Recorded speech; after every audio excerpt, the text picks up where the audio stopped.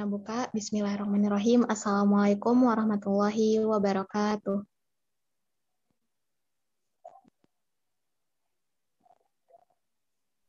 Hamdan wa syukranillah, salatan wa salaman ala rasulillah.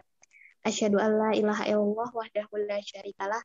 Wa asyhadu anna Muhammadan abduhu wa rasuluh la nabiyya wa rasulahu ba'da. Amma ba'du. Pertama-tama, marilah kita panjatkan rasa puja dan puji syukur kita atas kehadirat Allah Subhanahu wa Ta'ala, yang mana alhamdulillah pada malam hari ini kita masih diberikan kesehatan serta kesempatan untuk menghadiri kajian pada malam hari ini. Yang terhormat teman-teman pengurus KIC dan juga HC, serta Ustadz Tono selaku pemateri pada malam hari ini, dan jamaah sekalian yang insya Allah dirahmati oleh Allah Subhanahu wa Ta'ala. Puji syukur marilah kita panjatkan atas kehadirat Allah Subhanahu wa Ta'ala. Baiklah, pada malam hari ini izinkan Ana sebagai pembawa acara membacakan susunan acara kita pada malam hari ini. Yang pertama yaitu pembukaan, yang kedua materi, yang ketiga sesi tanya jawab, dan yang terakhir penutup. Marilah kita buka sama-sama kajian kita pada malam hari ini dengan melafazkan basmalah.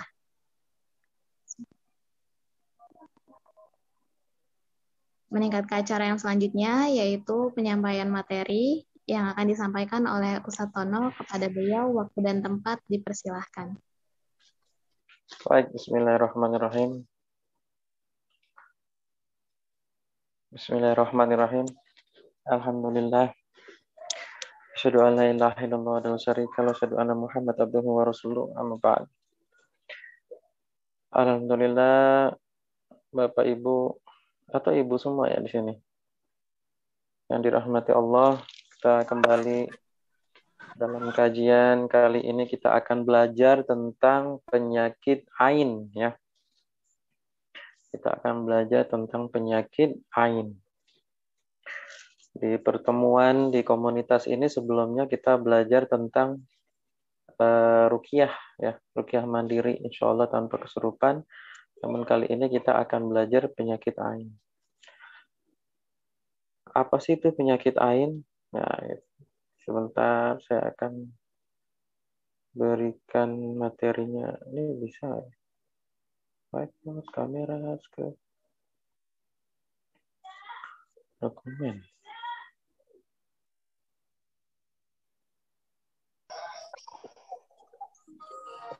Oh, dia bentuknya begini. Baik, saya mau coba untuk share di sini. Oh, nggak bisa ya? Dragon sama Audionya dimatikan dulu ya, Bapak Ibu yang lain. Audionya dimatikan. Kalau kameranya boleh di apa? Oke, kameranya baru boleh di ini apa? Hidupkan.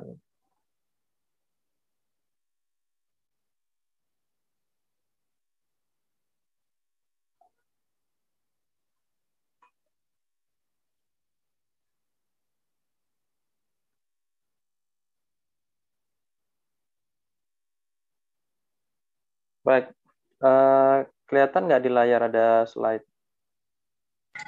Kelihatan. Baik. Nah, saya cari materi airnya dulu. Tadi udah disiapin, teman. Ternyata pas dibuka masih dari awal lagi ya. Ini pakai HP soalnya. Biasanya nggak pernah pakai HP saya.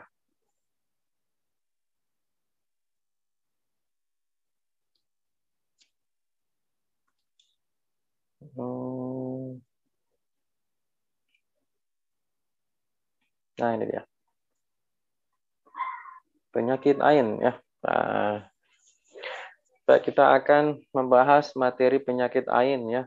Obrolan santai, materi santai insya Allah, tapi manfaatnya sangat banyak sekali. Buat yang hadir di kajian kali ini, berusahalah untuk benar-benar menyimak ya. Karena rugi kalau tidak belajar dengan benar-benar untuk menyimak. karena materi ini sangat penting sekali. Dan apabila ingin mencatat, boleh mencatat atau men-screenshot di layar, boleh, nggak apa-apa nih diambil materinya di screenshot, silakan. Ya, ini dalil tentang penyakit ain. Sebenarnya ada banyak dalil tentang penyakit ain, rujukan-rujukannya banyak. Literaturnya sekarang mudah untuk ditemukan, ya. Saat ini banyak sekali sudah banyak peruqyah yang memposting tentang penyakit ain, bahkan tidak hanya peruqyah, ustadz-ustadz umum juga yang biasa mengkaji ceramah-ceramah sekarang sudah mulai juga membahas tentang penyakit ain, ya. Itu banyak sekali. Hanya saja perbedaannya mungkin dalam hal praktek. Kalau misalnya para praktisi peruqyah membahas penyakit ain dengan yang lainnya tentunya berbeda, ya, dengan yang ustadz-ustadz bukan seorang praktisi, hanya bersifat materi saja, ya. Kali ini saya akan lebih membahasnya dalam sisi praktek, ya, dibandingkan materinya sedikit, tapi insya Allah juga akan paham insya Allah. Ini di sini saya masukkan ada sekitar 5 dalil tentang ain, bahkan Rasulullah Shallallahu Alaihi Wasallam saja hampir gila. Bayangkan Nabi kita hampir terkena ain. Jadi terkena ain itu bisa menyebabkan seseorang menjadi seperti orang gila, terganggu kejiwaannya. Ya, nanti lihat di surat Al-Qalam ayat 51. Tapi Allah memberikan perlindungan kepada Rasulullah Shallallahu Alaihi Wasallam, ya, sehingga beliau tidak terkena penyakit ain. Berarti kan di sini potensinya seorang nabi saja, orang yang paling mulia saja hampir bisa terkena penyakit ain, apalagi kita, ya, yang imannya naik turun, lebih banyak turunnya, ya, naiknya sedikit turun lagi gitu, ya. Insyaallah mudah-mudahan kita senantiasa untuk selalu meningkatkan keimanan. Lalu ain ini ain ini kekuatannya tuh luar biasa sampai Rasulullah Shallallahu Alaihi Wasallam mengatakan banyak nanti di akhir zaman umatnya terkena penyakit ain, meninggal karena penyakit ain. Dan bahkan unta bisa masuk ke dalam periuk. Ya, periuk itu panci. Ya, maksudnya suatu penyakit yang tidak bisa diduga, penyakit yang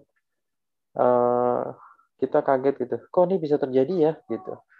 Ya, sulit untuk terdiagnosa dari bentuk-bentuk praktisi kesehatan yang lainnya. Kalau tidak belajar dari tentang dalil penyakit ain, mereka tidak akan temukan.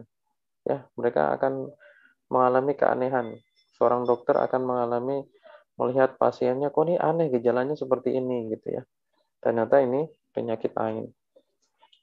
Baik, kita akan masuk dari definisi. Definisi penyakit ain ini saya rangkumkan untuk memudahkan kita memahami. Definisi penyakit ain adalah suatu penyakit yang apabila seseorang itu memiliki rasa kagum atau dengki terhadap seseorang atau sesuatu yang lupa mengingat Allah. Jadi penyakit ain ini sederhananya, ya. Ain itu datangnya dari kagum. Kagum dan dengki. Bapak Ibu adminnya tolong ingatkan, ya, kepada peserta yang baru masuk audionya dinonaktifkan karena mengganggu ruang kelas, ya. Jadi penyakit ain ini adalah suatu penyakit yang apabila seseorang itu memiliki rasa kagum ataupun dengki terhadap seseorang atau sesuatu, lupa mengingat Allah. Nah, ini harus sempurna. Jadi kalau hanya kagum, dengki, tapi tidak lupa mengingat Allah, insya Allah tidak terkena ain. Karena ini dalam keseharian. Dalam keseharian kita pasti akan mengagumi orang lain, akan mengagumi diri sendiri, ya. Kita pasti akan timbul seperti itu. Dan itu normal, wajar, biasa.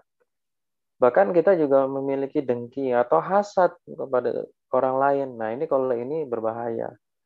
Ya, kalau iri itu hanya boleh dalam hal ibadah, dalam hal kebaikan, ya. Tapi kalau selain itu, Iri itu maksudnya penyakit hati nanti bagi si pelempar ain. Nah, jadi di sini ada pelempar ain. Pelempar ain adalah seseorang yang memiliki rasa kagum atau dengki terhadap seseorang. Seseorangnya itu kita sebut sebagai korban ain.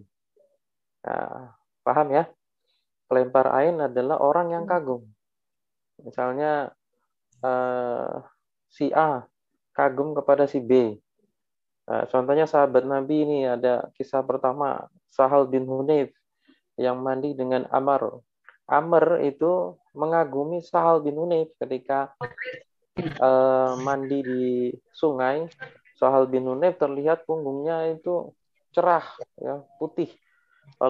Kalau pakai bahasa kita dipujinya dengan kamu punggungnya kayak anak gadis ya, putih bersih gitu. Nah, kekaguman ini disertai ain. Kenapa? Karena lupa mengingat Allah. Audionya ya, Ibu. Audio mengganggu kelas. Audionya dinonaktifkan ya. Ketika masuk ruangan, Bapak Ibu yang dirahmati Allah, mohon audionya dinonaktifkan. Karena mengganggu ini, mengganggu ruang kelasnya ya. Nanti kita ngulang-ulang terus nanti. Ya, begitu masuk, tolong audionya langsung dinonaktifkan. Atau adminnya kasih warning via chat atau gimana caranya, silakan. Bapak Ibu yang dirahmati Allah, ada si Amr ini pelemparnya, ya. Amr ini pelemparnya, Sahal bin Hunayf adalah korbannya. Nah, ini kita memahami. Pelempar itu siapa? Orang yang kagum melihat Sahal bin Hunayf yang punggungnya putih bersih, kagum. Lalu si Amr ini kagum kepada Sahal. Ketika kagum, Sahalnya langsung pingsan. Ya, karena disebutkan, dipuji. Kamu kok putih ya punggungnya seperti anak gadis gitu. Nah, ini si Sahal ini pingsan kena penyakit ain. Kenapa? Karena ada kagum, lupa mengingat Allah. Ya, faktornya kagum atau dengki atau hasad. Nah, seperti itu ya. Jadi ada dua faktor, berarti ada kagum dan ada dengki. Lalu ada pelempar dan ada korban, ya. Nah, kadang kita timbul pertanyaan, apakah pelempar ainnya ini berdosa? Pelempar ain ini terkadang dia tidak sadar dia melemparkan ain, ya. Dia tidak sadar. Kita dalam keseharian kan kadang juga dalam bermasyarakat kita memuji seseorang kan, ya. Ketika kita memuji, nah kita tuh nggak sadar kalau kita ketika memuji itu ternyata lupa mengingat Allah, ya. Padahal pujiannya itu tulus, ya.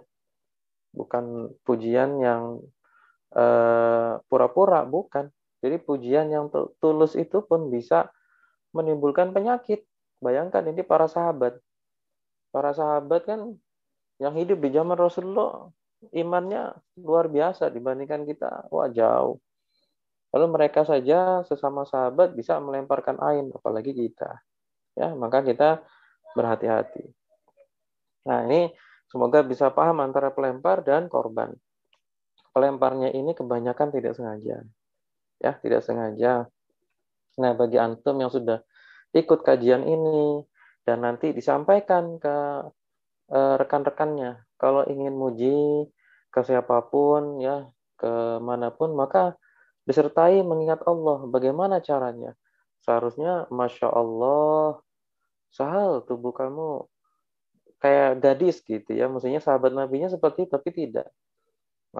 Maka menimbulkan sakit. Si Sahal itu sakitnya ketika dipuji, terkena pingsan, tidak sadarkan diri, ya, tidak bisa diobati. Lalu datanglah Rasulullah Shallallahu Alaihi Wasallam melakukan tuduhan. Nah, kalau ain boleh tuduhan, kalau sihir tidak boleh. Jadi berbeda ya, antara ain dengan sihir itu berbeda ya. Kalau ain pada saat terapi boleh tuduhan. Jadi ketika datang Rasulullah Shallallahu Alaihi Wasallam lalu bertanya kepada yang hadir di situ, Siapa di antara kalian yang terakhir kali berjumpa dengan Sahal? Siapa di antara kalian yang memuji dia tidak memberikan haknya? Nah, maksudnya apa? Tidak memberikan haknya, tidak berdoa keberkahan. Maka si Amr langsung tunjuk tangan. Saya ya Rasulullah Shallallahu Alaihi Wasallam. Kami sedang mandi, lalu saya memuji punggungnya Sahal bin Hunayf dan saya lupa tidak mendoakan keberkahan dan juga tidak mengingat Allah. Nah, ya, mengakui. Lalu setelah itu tentunya kan diobati. Bagaimana cara pengobatan ain? Yaitu Rasulullah meminta kepada Amr itu untuk berwudu. Jadi berwudu di bejana gitu ya. Baskom lah gitu ya. Berwudu, lalu setelah wudu diambil air bekas wudunya itu lalu di tubuh Sahal yang sedang pingsan ditungkerepin. Setelah ditungkerepin disiram dari kepala sampai ke kaki. Alhamdulillah beliau langsung sadar ya. Langsung sadar, alhamdulillah. Nah, jadi seperti itu kisahnya. Nah, ada pelempar ain, orang yang memuji, orang yang dengki, orang yang iri, orang yang memiliki hasad kepada korban ain, gitu ya. Nah, nanti perlu dipahami Bapak Ibu yang dirahmati Allah yang mengikuti kajian online ini ataupun yang di YouTube, Instagram atau Facebook ya. Kalau nggak salah online semua ya di medsos. Perlu dipahami Bapak Ibu yang dirahmati Allah, beberapa ulama membedakan antara penyakit ain dengan dengki, dengan hasad gitu ya. Jadi nanti ada perbedaan dalam pemahaman. Nah, ini nggak apa-apa ya. Perbedaan penafsiran di antara ulama itu wajar terjadi ya. Jadi tidak usah dipusingkan. Saat ini kita satukan saja ain gitu ya. Nanti ada berbeda antara ain dan hasad. Kalau ain itu kagum, kalau hasad itu dengki. Nah, gitu aja bedanya. Tapi sebenarnya penyakitnya sama dan cara pengobatannya pun sama dengan menggunakan air, dengan menggunakan bekas. Gitu. Nah, cuman cara terlemparnya ain yang membedakan ulama yang menyebutkan itu berbeda, caranya yang berbeda, yaitu ketika ain itu bertemu langsung, tatap muka, atau melalui video call seperti ini, gitu ya, tatap muka. Tapi kalau hasad tidak perlu tatap muka, hanya ngelihat di medsos, ngelihat foto temannya, ngelihat usaha temannya, lalu dia menimbulkan hasad, punya penyakit hati, dia hasad, dia dengki, maka hasadnya itu bisa menyebabkan hancurnya bisnis tersebut. Orang tersebut yang posting foto bisa sakit ya karena melihat fotonya seperti itu. Jadi foto-foto di medsos bisa menyebabkan terkena ain, tapi tidak selalu. Nah, pahami di sini ya. Bisa terkena ain, tapi tidak juga selalu terkena. Ya, dan orang yang mengaguminya, orang yang memiliki hasad bisa melemparkan, tapi tidak selalu. Ya, ada orang-orang tertentu yang hasadnya tinggi. Nah, ini bahaya. Di zaman dahulu itu, zaman sahabat, kalau ada orang-orang yang seperti ini yang potensi memiliki hasad, memiliki ain yang tinggi itu harus dikucilkan. Ditaruh suatu ruangan, nggak boleh ketemu siapa-siapa. Karena berbahaya dia. Berbahayanya itu, dia kalau ada dengki, kalau dia ada dengki hasad, itu bisa langsung sakit orang tersebut. Bisa nanti bisnisnya hancur, berantakan. Ya. Jadi ini ain yang ainul ins, ain dari manusia. Bapak Ibu yang dirahmati Allah, ain terbagi menjadi dua. Tapi kita pelajari yang mudah saja dulu ya. Ainul insi. Ainul insi berarti ain dari manusia. Yang kedua ainul jin. Ain dari bangsa jin. Nah, baik. Insyaallah mudah-mudahan bisa dipahami. Nah, kisah-kisah ain ini ada bayi ya. Ketika cucunya Rasulullah Shallallahu Alaihi Wasallam lahir Hasan dan Hussein ya, beliau mendoakan diilhami oleh Allah Subhanahu Wa Taala doa Doa agar cucunya itu terlindung dari penyakit-penyakit. Doanya apa? Doanya u'aizukuma bikalimatillahi tammah min kulli syaitani wa hamah wa min kulli ainin lamah. Saya berdoa untuk kalian berdua, Hasan dan Husain ya, berdua u'aizukuma. Saya berdoa untuk kalian berdua, meminta perlindungan kepada Allah dari binatang sengatan, binatang berbisa, dari gangguan setan, dan dari penyakit ain. Nah, ya doanya seperti itu. Jadi kalau kita punya anak atau punya bayi atau kita melihat ada saudara kita lahiran, teman kita lahiran, lalu kita melihat bayinya, maka sunnahnya itu mendoakan. Kalau bayinya laki-laki, u'idzuka bikalimatillahi tammah min kulli syaitani wa hamah wa min kulli ainin lamah gitu ya. Kalau antum ingin doa-doa ini nanti gampang insya Allah bisa dilihat di mana? Di Telegram, channel Telegram saya bisa, channel Telegram saya Quantum Rohani Healing. Atau nanti japri ke WhatsApp saya, nanti saya kasih doanya ya. Baik, ada pasien saya seorang penghafal Al-Quran, beliau usianya belasan tahun, hafizah ya, 24 juz. Dan ternyata qadarullah Allah memberikan suatu pemahaman kepada keluarga tersebut dengan hilangnya hafalan dan penyakit. Penyakit linglung, penyakit kejiwaan. Hafalannya hilang dan kejiwaannya terganggu. Ya, kejiwaannya terganggu, dia lupa memakai jilbab, kadang lupa memakai pakaian gitu ya. Nah, lalu di ruqyah beberapa peruqyah ada sekitar 4 waktu itu kalau tidak salah, tidak ada reaksi karena memang bukan gangguan jin. Lalu ke dokter, diperiksa, di scan di kepalanya, ternyata ada cairan di kepala, di otaknya itu ada cairan. Dan ketika dicari tahu penyebabnya tidak juga diketahui, dokternya heran nih, nggak tahu, kebentur tidak ada, ini bukan darah, tapi kenapa ada cairan di kepalanya ini? Tidak ada suatu keganjalan yang terjadi. Nah, Allah neneknya itu pernah belajar ruqyah syariah dengan saya itu tahun berapa tahun yang lalu gitu ya, pelatihan-pelatihan yang keliling kota, saya banyak pelatihan-pelatihan di masjid-masjid. Nah, di situ akhirnya dibawa ke rumah saya, dibawa ke masjid untuk diruqyah. Saya diagnosa, setelah saya diagnosa, saya katakan ya obatnya bukan diruqyah, tapi obatnya ada pada bapak dan ibunya.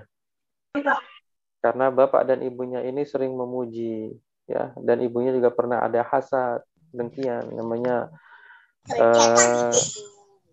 orang tua dan anak pasti ada saja ada saja apa? Marah, saling bergesekan di antaranya.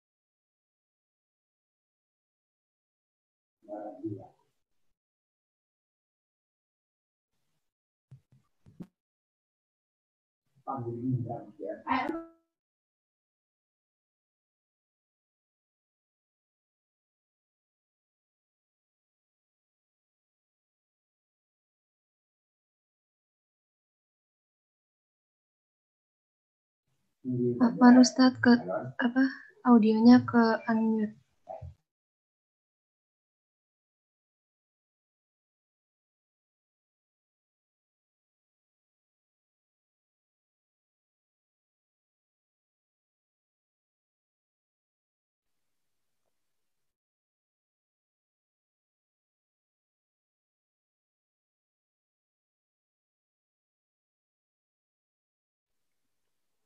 Oke, sambil menunggu mungkin Ustadz Tolnya sedang di-connect. Kita sambil tunggu sobat.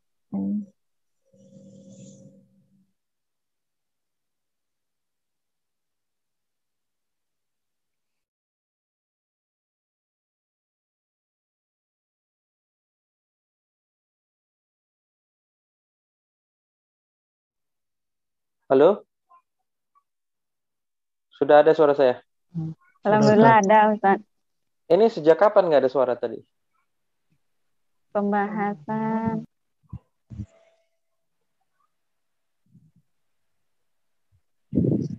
Sudah cukup Tadi lama yang ada belum? hasad dari orang tua, Ustadz. Ada hasad dari orang tua kepada anaknya yang hafizah tadi. Oh, mungkin ada yang mencet kali ya? Padahal saya nggak mencet loh. Nggak mencet ini mute-nya. Baik, ini saya coba share lagi. Mana dia nih screen-nya? Aduh, ya Allah. Kelihatan udah belum slide-nya? Terlihat, Ustadz. Lihat Ustadz. Kelihatan ya. Oke. Ada hasad dari orang tua ya. Baik. Hasad dari orang tua. Berarti yang tadi penghafal Quran ya. Baik. Nah, penyakit ain, Bapak Ibu yang dirahmati Allah, ya, seperti penghafal Al-Quran tadi, ada hasad dari ibunya kepada putrinya, dan juga ada kekaguman seorang ayah kepada putrinya yang menghafal Quran. Tentunya ini hal yang wajar dalam keseharian. Namun apabila lupa dalam menyebut nama Allah, kemuliaan Allah, atau mendoakan keberkahan, maka bisa menimbulkan ain. Dan penyakit ain ini yang kita lihat tentunya penyakitnya apa sih gitu ya. Yang mungkin antum beberapanya masih meraba-raba, nggak apa-apa. Namanya belajar seperti itu. Jadi penyakit ain ini apabila itu terkena ke fisik, maka dia terkena penyakit medis. Bisa dipahami ya? Apabila terkena ke fisik. Maksudnya gimana sih terkena ke fisik? Ain itu bisa kena ke fisik, bisa kena ke jiwa. Ya, terhadap seseorang. Gitu. Jadi ketika dia muji, kayak Sahal, tadi sahabat Nabi, dipuji tubuhnya langsung pingsan. Nah, berarti kenanya ke medis. Ya, pingsan, hilangnya kesadaran. Nah, ini tidak hanya hilangnya kesadaran. Beberapa pasien-pasien saya ada yang terkena kanker stadium stadium 3 waktu itu ada. Kanker otak stadium 3. Setelah saya selidiki ternyata ini penyakit ain. Gitu. Nah, itu karena sudah ada medisnya, maka kita perlu adanya terapi medis juga, kedokteran bersinergi.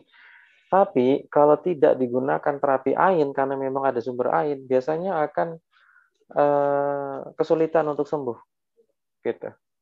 Maka kita harus jeli untuk memahami ini. Ada juga yang terkena gangguan jiwa, walaupun pahami ya, tidak semua penyakit medis dan tidak semua penyakit jiwa disandarkan pada ain. Nah, pahami ini ya. Penyakit ain bisa menyebabkan seseorang terkena penyakit medis yang berat seperti kanker, tumor, terus apa stroke, ya bisa. Atau bisa menyebabkan orang menjadi gangguan kejiwaan, menjadi gila, menjadi depresi, menjadi skizofrenia, menjadi bipolar, bisa. Tapi tidak semua penyakit yang tadi saya sebutkan itu disandarkan semuanya ke ain. Paham Bapak Ibu yang dirahmati Allah? Ya, tidak semuanya itu ain. Tapi ain bisa menyebabkan itu. Maka bagaimanakah cara kita membedakan seseorang yang terkena penyakit medis ini, dia ada sumber ainnya atau dia bukan ain, gitu ya. Maka bedakannya dengan ciri, gitu ya. Jadi memang kalau meruqyah itu harus menggunakan ilmu, harus paham. Nah, ini ada kitabnya, Bapak Ibu, saya ambil dari kitabnya Syekh Abdullah Muhammad bin As-Sadhan. Beliau seorang dokter di Saudi Arabia dan juga seorang peruqyah syariah, seorang syekh. Jadi profesinya dokter.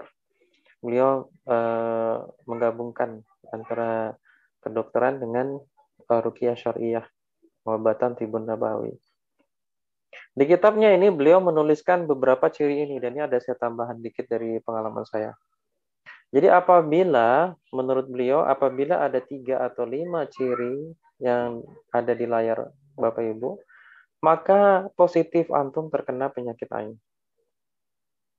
Ya, apabila ada 3, minimal 3, lebih yakin 5, maka positif antum terkena penyakit ain. Ya,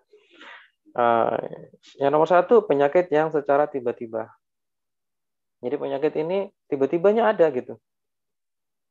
Tadinya mah nggak ada apa-apa, sehat, tapi tiba-tiba. Ini pernah terjadi pada diri saya. Saya tuh pernah tiba-tiba ada mata ikan di kaki saya itu. Kena mata ikan. Mata ikan itu nggak enaknya kan gatal ya. Jadi anggap ini telapak kaki.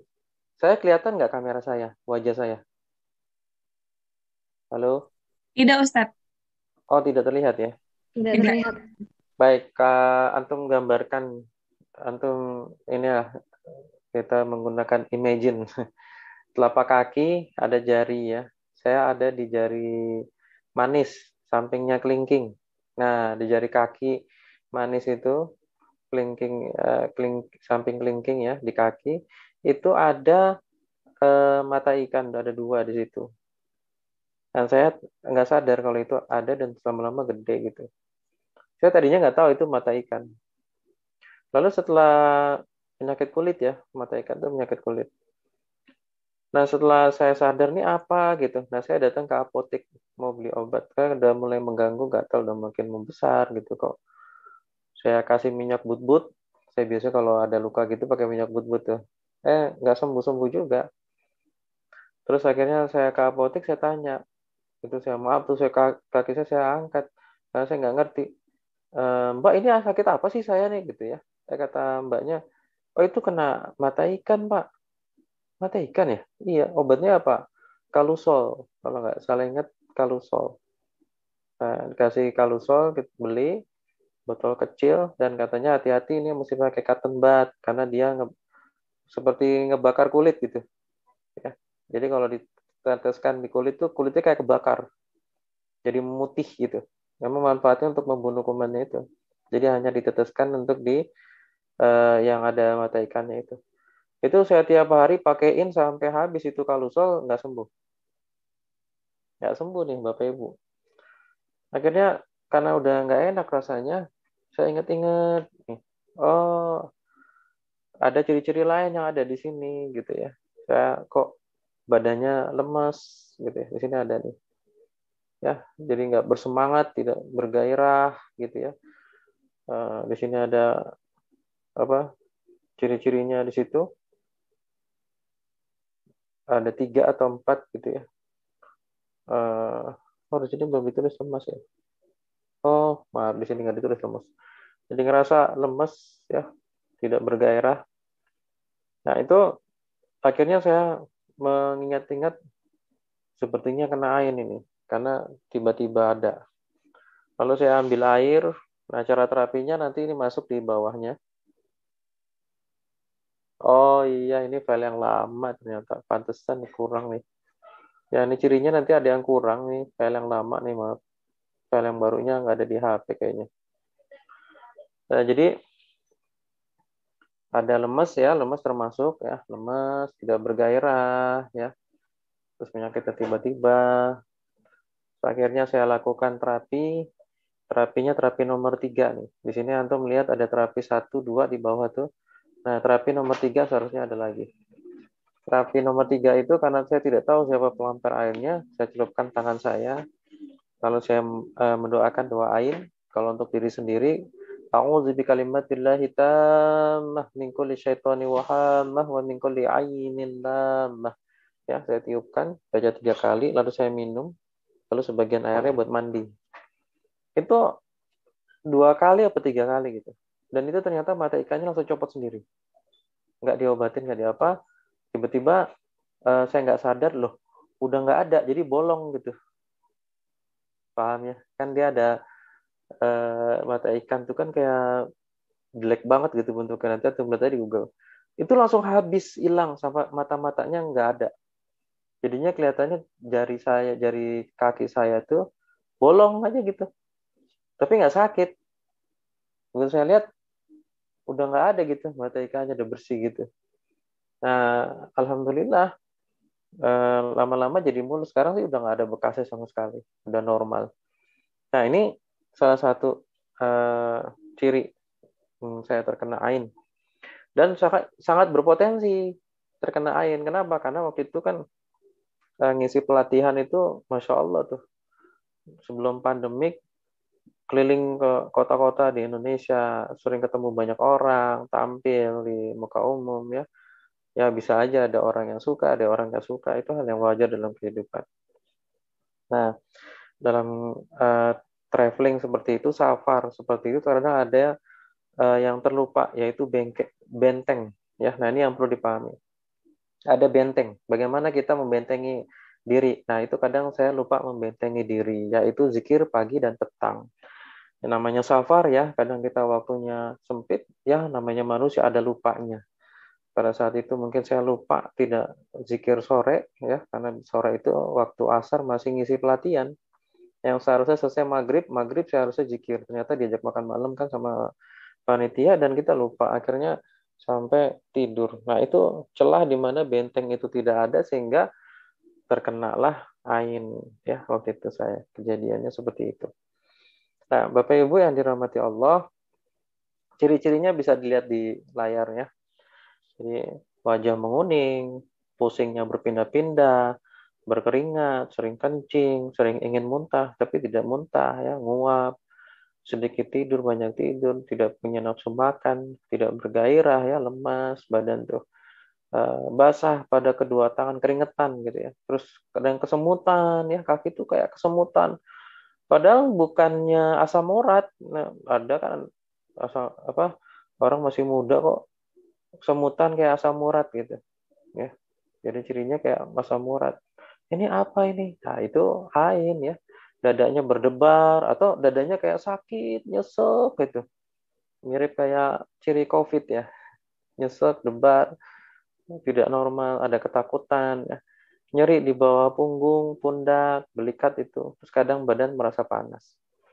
Ya, ini ada tambahan ya nanti di cirinya ini nih. Cirinya yaitu mimpi ketemu orang yang sama lebih dari 2 kali ya.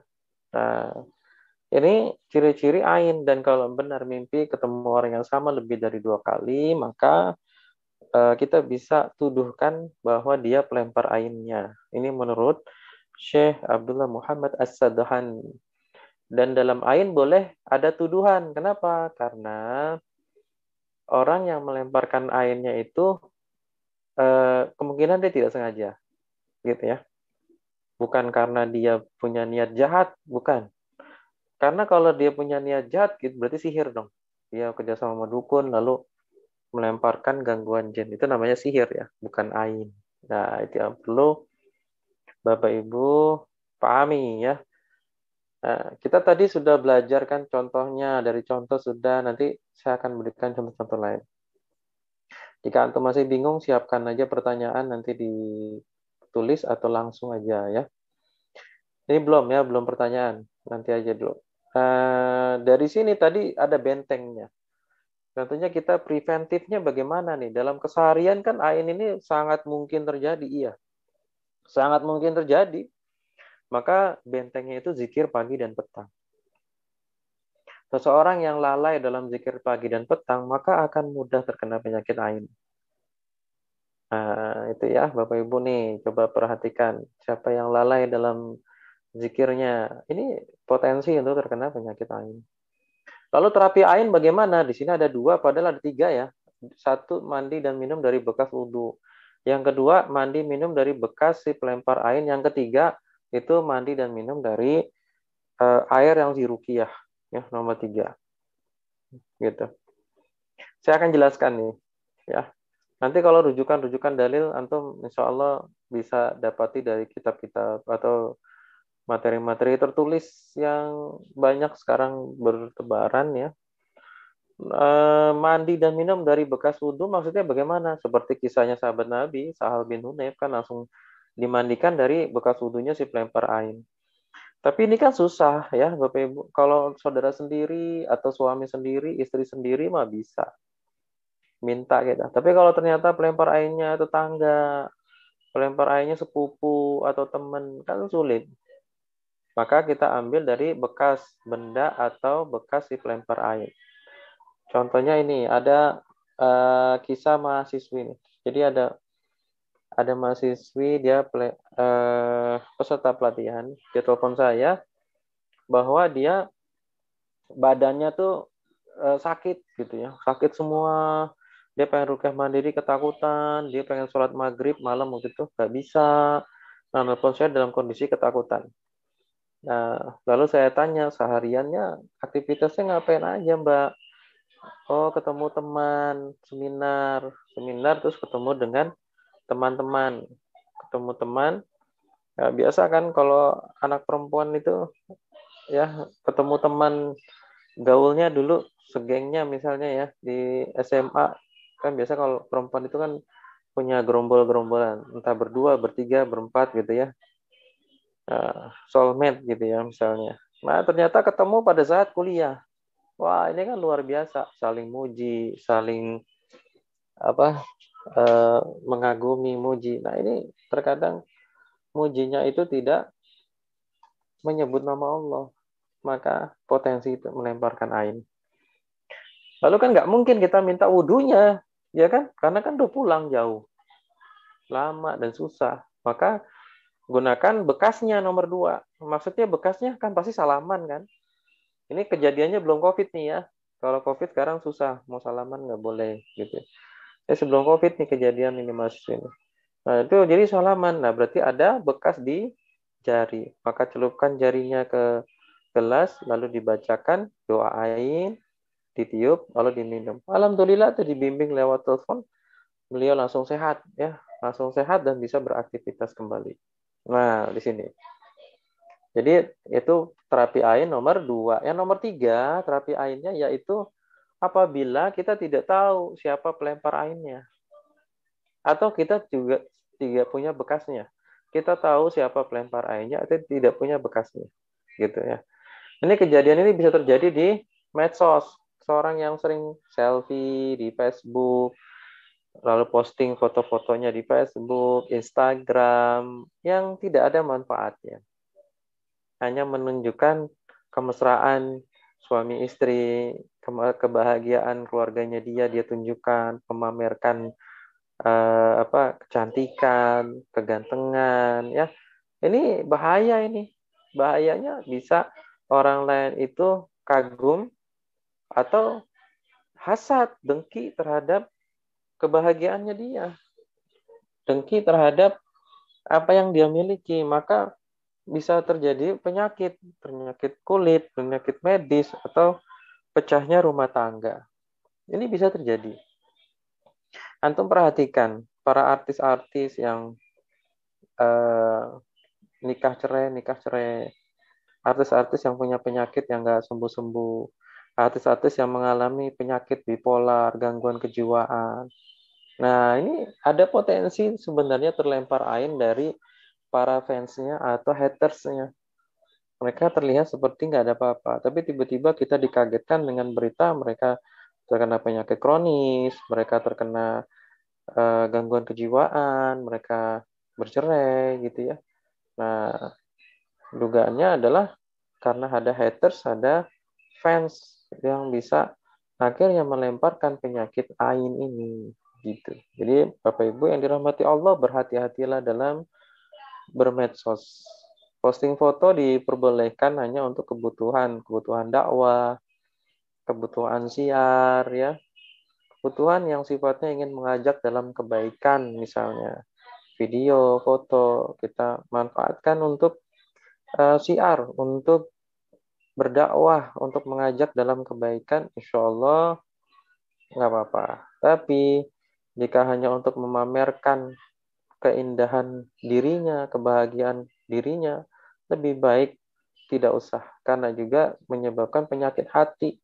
Penyakit hatinya, kita maunya dipuji, kita mengharapkan pujian orang, kita mengharapkan likers ya, jempol, like-nya udah berapa nih gitu. Nah, ini penyakit hati nanti, penyakit psikis nih di bawahnya ada nih. Tapi ini gak kita bahas sekarang ya, kita bahasnya penyakit ain aja.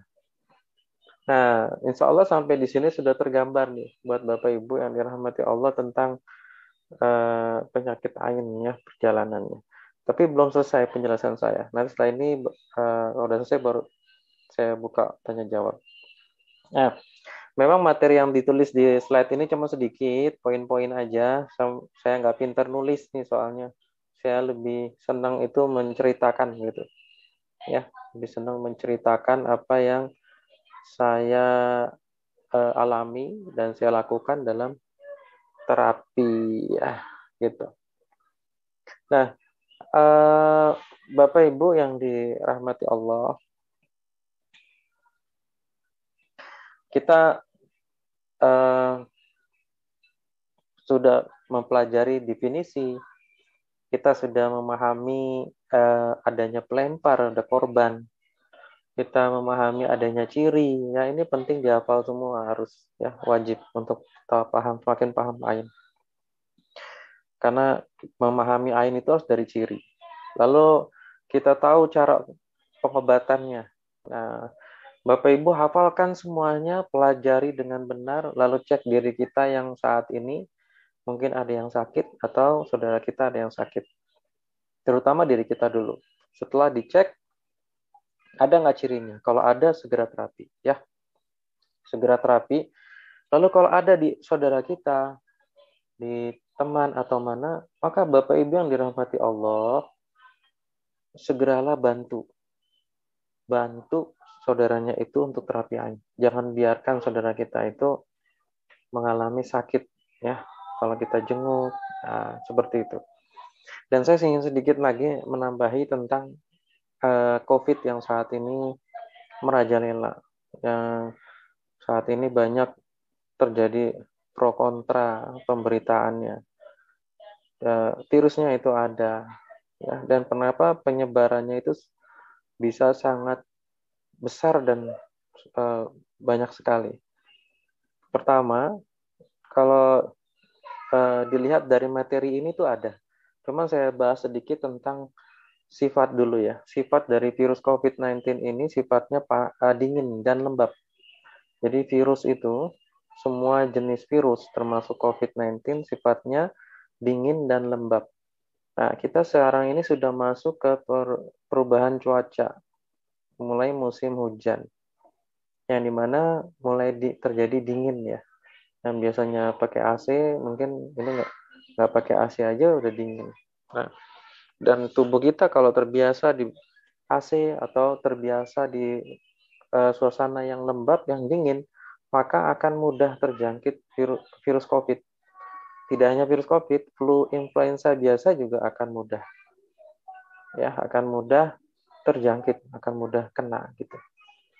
Nah, ini dari sifatnya. Maka kita disarankan untuk berjemur, disarankan untuk bergerak tubuh agar tubuhnya panas, ya, agar tubuhnya panas sehingga imunitas tubuh bisa melawan COVID ini.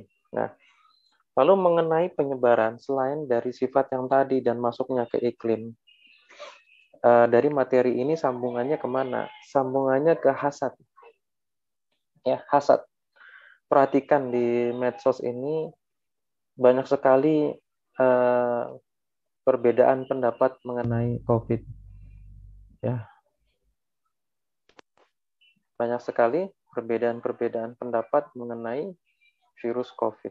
Konspirasi lah, ya segala macam. Lalu terjadi perdebatan, ya, yang cukup sengit terkadang.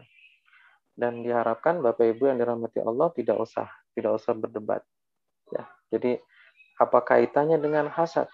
Kaitannya adalah orang-orang yang menjaga protokol kesehatan, ya, dia menjaga baik. Nah, terus ada yang lalai gitu. Nah, yang menjaga protokol kesehatan dengan ketat, terus ditambah sangat ketakutan, nah ini berbahaya nih ketakutan, lalu melihat orang yang lalai, ya, tidak pakai masker, tidak pakai prokes, kan timbul tuh di hatinya kesel, jengkelan, gitu kan, gara-gara lu nih, gitu. Nah, sampai nanti ada ucapan, lu belum aja kena COVID, gitu ya. Nah, misal ada, itu suatu kalimat-kalimat yang menimbulkan hasad kan, kedengkian. Nah, itu bisa terlempar melalui medsos. Akhirnya orang yang tadi dihasatin bisa kena nggak? Bisa kena. Bisa kena kan dari hasadnya itu. Ingat, penyakit medis, COVID itu kan penyakit medis. Penyakit medis bisa sumbernya ain. Tapi tidak semua penyakit medis itu ain. Paham ya? Bisa sumbernya itu hasad. Jadi COVID-19 ini ada nggak yang sumbernya hasad? Ada. Jadi penyebarannya karena adanya hasad. Gitu. Ini sebenarnya kena penyakit nggak yang pelemparnya? Ada, dia penyakit hati. Si pelemparnya ini melemparkan hasad, ketidaksukaannya, dia terkena penyakit hati. Timbulnya terwas-was berlebih, ketakutan berlebih. Nah, si yang dilemparkan korban ainnya ini jadi terkena COVID. Nah, Bapak Ibu yang dirahmati Allah yang mendengar kajian ini, baiknya kita bersifat di pertengahan. Pertengahan yaitu virus ini jelas ada, terlepas dari konspirasi dan lain sebagainya, itu kita tidak bisa pastikan secara jelas, tapi virusnya itu ada. Maka harus menjaga protokol kesehatan, bersabar diri, tidak berkerumunan, ya, memakai masker keluar, terus menjaga tangan, ya, kalau salaman atau ternyata menyentuh sesuatu, usahakan dengan tangan kiri, karena kita sering sekali memegang mata, hidung, mulut dengan tangan kanan. Maka kalau kita ingin menyentuh sesuatu di luar rumah, usahakan dengan tangan kiri dulu. Buka pintu atau apa, ya, agar tidak, kalau ada virus tidak langsung terkena di tubuh kita. Jadi kita sewajarnya aja menjaga prokes ini dan jangan bersifat terlalu ketakutan, ya. Jadi ekstrim kanan, ada ekstrim kiri kan. Ekstrim kanan sangat menjaga sekali ketakutan terhadap COVID. Kalau ekstrim kiri abai. Jadi menganggap COVID itu nggak ada, COVID itu konspirasi total, sehingga benar-benar tidak menjaga prokes, masa bodoh, nggak ada kesehatan, nggak nyiapin menjaga diri. Nah, ini tidak boleh. Ekstrim kanan, ekstrim kiri ini berbahaya. Kita di pertengahan aja. Kita sadari, kita pahami ini ada, dan tidak usah kita berdebat di tempat medsos. Kalau ternyata kita posting tentang jagalah protokol kesehatan, lalu ada yang tidak suka, ya sudah, tidak usah teruskan perdebatannya. Karena itu menimbulkan hasad juga buat mereka. Atau kalau emang udah nggak cocok pemahamannya, unfriend aja. Lebih baik seperti itu, jadi nggak ketemu lagi. Ya, karena menimbulkan apa? Menimbulkan adanya hasad di situ. Melemparkan hasad ke antum akhirnya melemparkan hasad juga ke mereka. Nah, baik, materinya saya cukupkan dulu sampai di sini. Saya akan amin bagi yang ingin untuk bertanya. Monggo silakan. Ada pertanyaan nggak?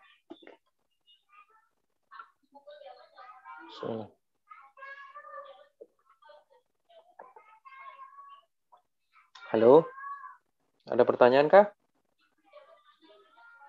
Tidak Tidak ada? Belum ada yang masuk, Ustadz. Mungkin masih mengetik. Oh, lewat ketikan. Nanti kalau lewat ketikan tolong dibacain ya. Siap, Ustadz. Ini saya pakai handphone. Agak ribet juga. Oke, untuk sobat semua yang mau bertanya bisa langsung raise hand atau bisa diketikkan di kolom chat supaya nanti bisa langsung dijawab oleh Ustadz Tono. Fadol.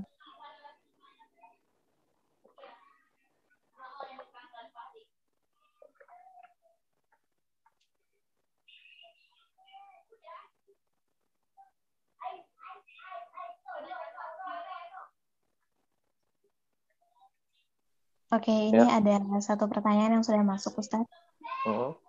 Bismillah, Assalamualaikum. Izin bertanya, Ustadz, bagaimana cara untuk melindungi diri kita dari menjadi korban ain? Ya, seperti yang sudah disampaikan tadi, caranya itu dengan istiqomah, zikir pagi dan petang. Zikir pagi dan petang itu ada kaidahnya ya. Kaidahnya tentunya di buku zikir pagi dan petang. Kalau antum belum punya, antum nanti japri aja ke WhatsApp saya kasih bentuk PDF-nya yang saya susun. Jadi susunannya dari ulama ya, bukan dari saya hanya meneruskan susunannya aja. Zikir pagi petang itu isinya seperti ayat kursi, dibaca sekali, Al-Ikhlas 3 kali, Al-Falaq 3 kali, An-Nas 3 kali, lalu ada doa-doa lain seperti doa ya hayyu ya qayyum bi rahmatika astaghits asli isyani kullu wa la takilni illa nafsi tarfata ain. Ada banyak doa-doanya. Ya, dan itu baca semuanya. Ya, insyaallah itu bagian dari ikhtiar kita melindungi diri kita, keluarga, bahkan harta ya. Tadi belum saya sempat bahas tentang harta, benda, bahkan kucing pun bisa terkena, hewan peliharaan kita bisa terkena penyakit ain. Jadi penyakit ain ini bisa terlempar, korbannya itu tidak hanya manusia. Pelemparnya bisa manusia atau jin pelemparnya. Ya, korbannya itu bisa manusia, bisa jin, bisa benda mati, bisa hewan peliharaan. Gitu. Jadi cara melindunginya dengan zikir. Kalau kita udah zikir pagi dan petang, insya Allah yang diri kita dan yang melekat diri kita dan anak-anak yang masih di bawah umur yang belum bisa zikir, itu semua terlindungi. Begitu caranya. Zikir pagi dan petang aja. Nggak ada cara lain. Ya, ada pertanyaan lanjut? Oke, sepertinya tadi ada yang sudah raise hand, Ustaz. Silakan. Dari atas nama Cynthia tadi. Tafadhol. Silakan. Mbak Cynthia. Assalamualaikum warahmatullahi wabarakatuh, Ustaz. Saya Cynthia. Waalaikumsalam. Yang pernah ke tempat Ustaz. Oh, iya. Yang mana ya? Yang suka WA-WA sama Ustaz. Yang suka nanya. Pertanyaannya apa? Ini Pak Ustaz, apa? Itu kan tadi ciri-ciri penyakit ain. Nah, terus kan yang saya pertanyakan itu kalau misalnya kan di zaman Rasulullah kan sahabat itu kan disuruh wudhu kayak gitu-gitu kan aku udah pernah dengar tuh. Nah, maksud aku kan kita kan nggak tahu yang menyebarkan ain ke kita itu siapa gitu kan. Jadi kita nggak tahu orang itu kita harus minta wudhunya atau enggak. Selain dari zikir pagi petang, terus selain minta apa wudhu atau apa dari orang yang mengainkan kita. Nah, itu kita caranya apalagi ya? Apakah harus berdoa yang ain yang Pak Ustadz bilang itu ada doa ainnya juga kan? Iya. Nah, ini terus dipahami ya. Dipahami tentang ain ya. Kembali saya jelaskan di materi tadi ya. Perlahan-lahan. Harap disimak nih teman-teman semua ya. Dipahami kembali. Ini untuk penting sekali. Ain itu pahami definisinya. Yang tadi mungkin udah screenshot, catat. Lalu ciri-cirinya. Kalau sudah ada cirinya, maka pasti kena ain, gitu ya. Minimal 3 atau 5. Lalu, preventif. Preventif itu menjaga agar tidak terkena ain. Maka, preventifnya dengan zikir pagi dan petang. Pahami ya, preventif. Berarti kita menjaga. Jangan sampai terkena bentengnya, gitu. Nah, kalau sudah kena gimana? Gitu ya. Kalau sudah kena, maka lihat dulu, pastikan dulu ada cirinya nggak gitu. Kita lihat, oh iya nih saya ada cirinya nih 3 sampai 5 ada. Berarti memang saya kenain gitu kan. Nah, kita ingat-ingat terakhir kali sebelum kita sakit, kita ketemu siapa sih? Gitu. Kita ada acara apa nih? Atau ada nggak yang terbayang-bayang dalam pikiran kita? Ya, tapi tentunya bukan karena habis diputusin mantan ya. Itu sakit hati. Lalu nanti bilangnya penyakit ain, tapi bukan. Nah, ini perlu dijeli juga nih. Nanti antara penyakit hati, penyakit psikis dengan penyakit ain harus beda. Makanya nanti ada lagi pembahasan penyakit psikis. Nah, antum udah tahu cirinya ada, ngobatinnya. Satu, kalau tahu pelemparnya, maka pelemparnya minta wudhu. Gitu. Cara taunya gimana, Ustadz? Gampang. Antum dipuji nggak sama dia? Ingat-ingat kan, kita ingat-ingat kejadian nih. Misalnya kita tadi pagi berangkat ke kampus. Begitu berangkat ke kampus, begitu pulang kok kayak badan pada sakit gitu. Padahal mah nggak ada apa-apa, capek nggak ngejar bis, nggak apa. Tapi kok badan pada sakit. Ingat-ingat tadi seharian di kampus atau di mana dipuji orang nggak? Gitu. Temannya muji, oh iya nih si A, si B nih muji saya, mungkin ada prestasi atau apa. Nah, pujiannya itu walaupun tulus, karena nggak menyebut nama Allah dan tidak mendoakan keberkahan, melemparkan ain. Maka caranya minta wudhunya. Itu cara pertama. Kalau bisa, kalau tidak menimbulkan fitnah ya. Nomor 1, ini kuratif ya, kita sebut sebagai kuratif. Kalau tadi kan preventif, mencegah, zikir pagi dan petang. Kalau kuratif itu ngobatin, ya, cara ngobatinnya. Cara 1, wudhu dari pelempar ain. Yang kedua, bekasnya. Kalau kita minta wudhu teman kita, kan malu. Udah ngejelasin dulu, aduh kikak-kikuk nih, lisannya nggak bisa ngejelasin, nanti keliru ngejelasin, malah dia buruk sangka ke kita. Maka kita pernah jabat tangan nggak sama dia? Oh pernah. Nah, mau jabat tangan udah cuci tangan kayak udah pakai desinfektan kayak atau gimana, nggak masalah.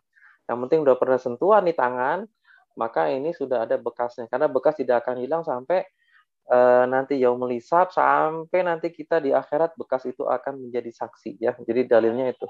Bekas-bekas sholat ibadah kita itu nanti jadi saksi. Maka bekas itu tidak akan pernah hilang. Maka kita celupkan di air, kita doain, a'udzu bikalimatillahi tammah min kulli syaitani wa hammah wa min kulli ainin lammah. Nah, 3 kali ya. Tiup. Setelah itu minum. Habis minum, cuci muka boleh. Tapi kalau cuci muka itu kalau di depan peruqyah aja sih. Kalau saya kadang menyuruhnya minum, habis minum cuci muka, terus basahin tengkuk leher. Tapi kalau kita praktek sendiri mah nggak usah. Cukup cuci muka, sebagian airnya taruh di bak mandi, langsung mandi gitu. Cuman kalau saya lagi ngeruqyah, daripada nunggu pasiennya mandi atau dia lagi datang ke rumah saya, kan nggak mungkin suruh mandi di tempat saya kan, lagi malah ribet. Maka sebaik airnya sebagian dicuci muka dulu untuk mengetahui reaksinya saja. Biasanya akan terjadi reaksi. Nah, ini cara kuratif nomor 2, yaitu ngambil bekas dari pelempar ain yang kita tahu bahwa bekasnya itu ada, entah di tangan kita, entah ada di benda. Bendanya direndam di air kalau ada, gitu ya. Nah, yang ketiga, kuratifnya, cara ngobatin yang ketiga. Nggak tahu siapa pelemparnya. Mungkin antum habis posting nih. Contohnya gini, antum posting di Telegram. Lihat video antum posting habis antum mungkin shopping misalnya, wah gue habis belanja nih di Belanda gitu ya, tas-tas mahal gitu, shopping nggak lama langsung badannya keringet sakit semua, baru posting beberapa menit, loh kok sakit, nah dicek, oh iya ini ada ciri-ciri ain nih dalam tubuh, nah ini kan di Instagram yang lihat banyak, kita nggak tahu siapa pelemparnya. Nah kasus seperti ini contohnya nih, kalau di medsos kita nggak tahu, maka pakai cara ketiga, yaitu cukup air, bacakan doa ain, ditambah dengan doa zikir. Kalau antum ingin terapi ainnya pagi, maka doa ain plus zikir pagi. Kalau antum terapi ainnya sore, menjelang sore, maghrib atau malam, doa ain plus zikir sore. Gitu. Tiup, lalu antum minum. Sebagiannya buat cuci muka atau buat mandi lebih enak. Nah, paham ya, Mbak Cynthia? Ya, soalnya teman-teman yang lain juga mulai harus memahami, insya Allah. Mudah-mudahan bisa paham. Sudah belum? Sudah paham? Ada lagi yang lain? Oke, ini ada yang sudah raise hand lagi, Ustadz, dari Silakan. Mbak Ika. Tafadhol Mbak Ika.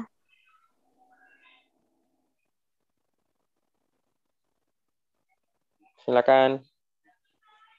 Ya, terima kasih Mbak waktunya. Assalamualaikum warahmatullahi wabarakatuh. Ustadz, Waalaikumsalam.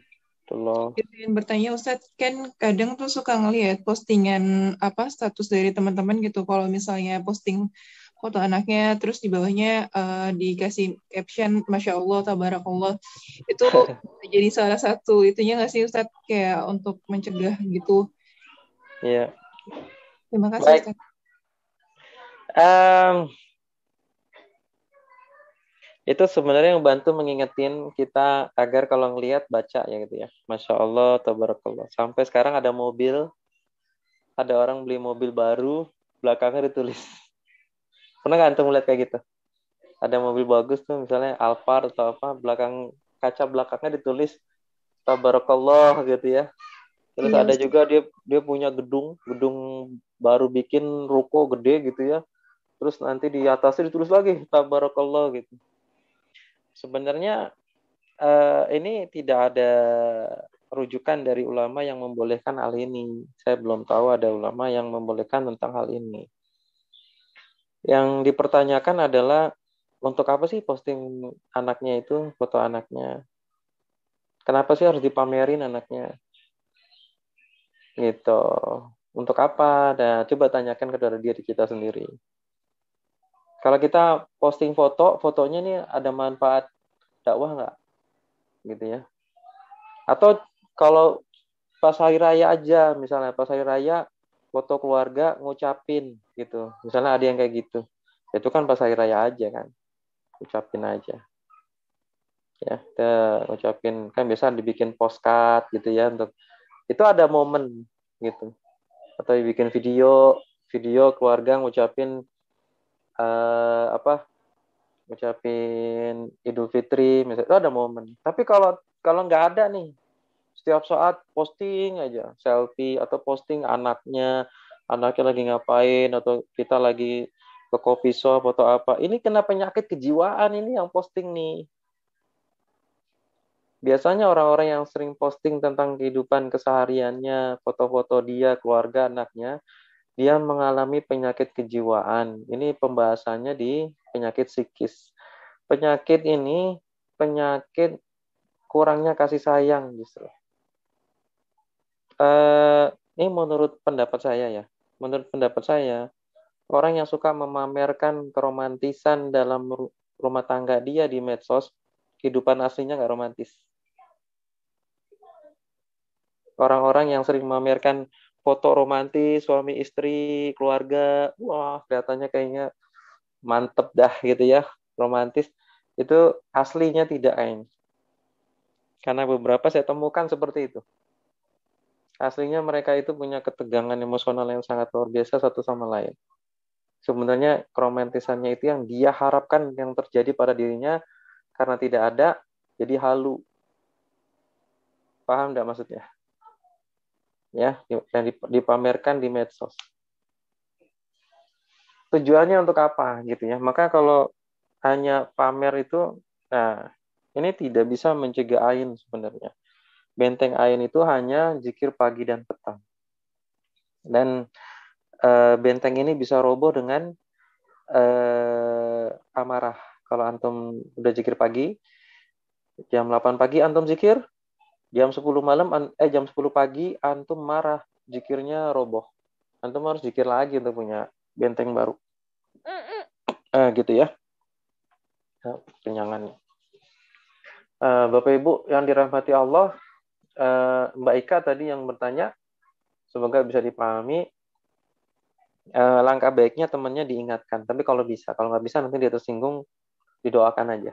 Ya, didoakan semoga teman-teman kita yang suka posting-posting keluarganya, anaknya, semoga Allah kasih hidayah agar tidak melakukan hal itu, ya, tidak bermanfaat. Kalau ada nilai dakwah nggak apa-apa. Kalau ada nilai sesuatu yang ingin dinilai dakwah atau memberikan motivasi orang, motivasi sedekah, atau foto nanti Idul Adha nih, foto apa penyembelihan sapi gitu. Oh nih tutorialnya, nah itu tutorial sholat, tutorial, nah itu pokoknya antum paham lah ya yang ikut kajian ini, yang ikutin dimanapun paham lah maksud saya. Jadi foto dan video yang ada manfaatnya, bukan untuk pamer, bukan untuk mencari identitas jati diri biar di likes, ya kan? Paham ya? Nah, kalau udah arahnya ke situ, mau antum tulis tabarakallah, mau antum tulis masya Allah, tetap aja bisa terkena ain lah. Yang bacanya orang Kristen gimana? Emang dia mau baca tabarakallah? Ayo, antum kan temenan nggak muslim aja. Nah, ya, jangan. Silakan, yang lainnya ada pertanyaan? Oke, ini ada beberapa pertanyaan Ustadz yang sudah masuk lewat kolom chat. Ana izin bacakan. Oke, di sini ada yang bertanya Ustadz. Bismillah, Assalamualaikum. Ustadz, saya dulu tiba-tiba suka sakit perut ketika ada orang yang tidak suka dengan saya atau ada yang terlalu kagum dengan saya. Saya pernah mengalaminya dalam 1 bulan saja, beberapa kali sakit perut dan muntah. Berarti saat itu termasuk kena ain ya Ustadz?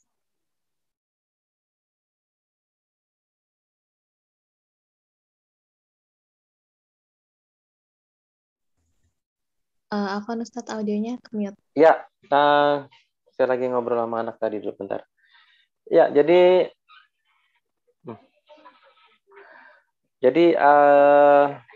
kemungkinan terkena air putih. Ya, kemungkinan kena ain, tapi lihat dulu cirinya.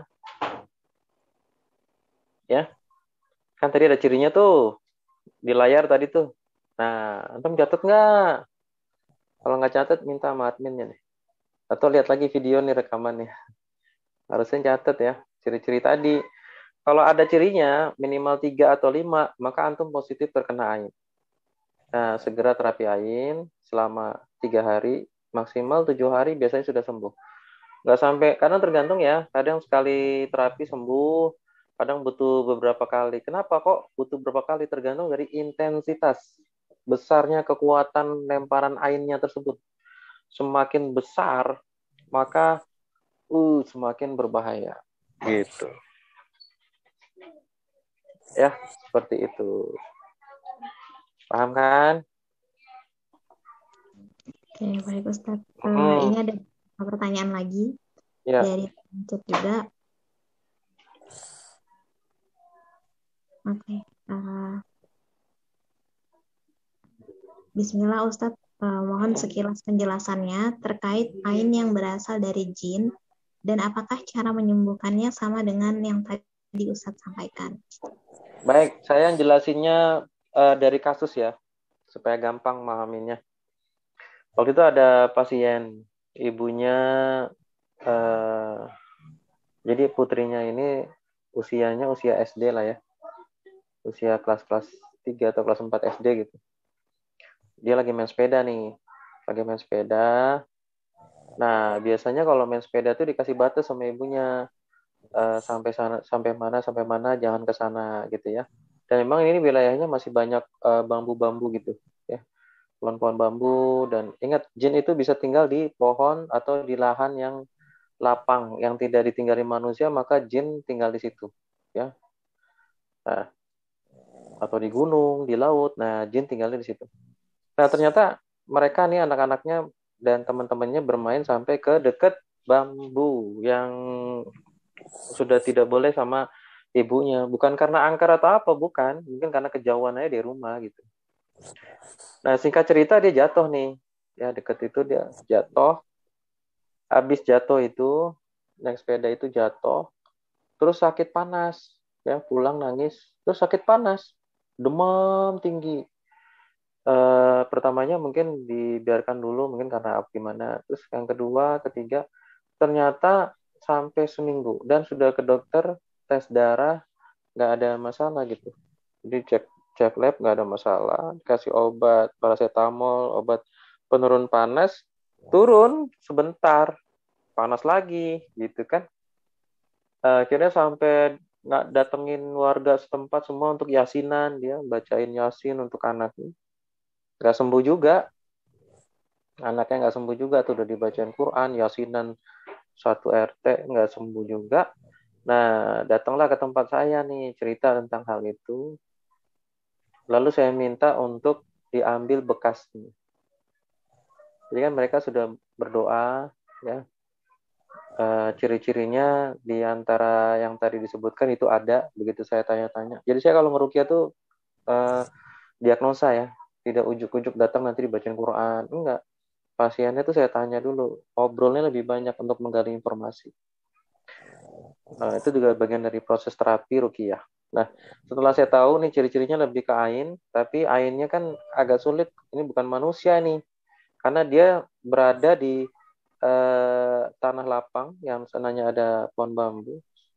Nah, ini dari cerita-cerita tersebut, dugaan saya ini penyakit ainul jin. Jadi jin yang melemparkan ain, ya. Karena ciri-ciri jinnya tidak ada, lebih ke ciri ain gitu. Maka saya minta untuk diambil bekas jatuhnya, tanahnya. Jadi ini yang saya lakukan ini bukan suatu bentuk terapi ijtihad saya, bukan. Ya, saya mengambil ijtihad ulama. Karena peruqyah itu tidak boleh mengambil ijtihad. Bolehnya ilaj, melakukan uji coba boleh. Tapi harus diobrolkan nanti dengan ulama. Kalau khawatirnya nanti terjebak kepada abu-abu. Terjebak pada kesesatan akidah. Nah, ini repot.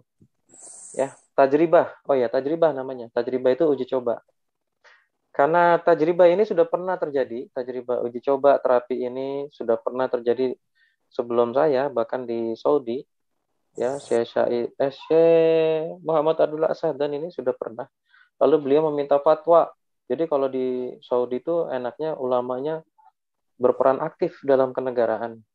Minta fatwa, saya melakukan pengobatan gini, terapi ain dibenarkan atau tidak?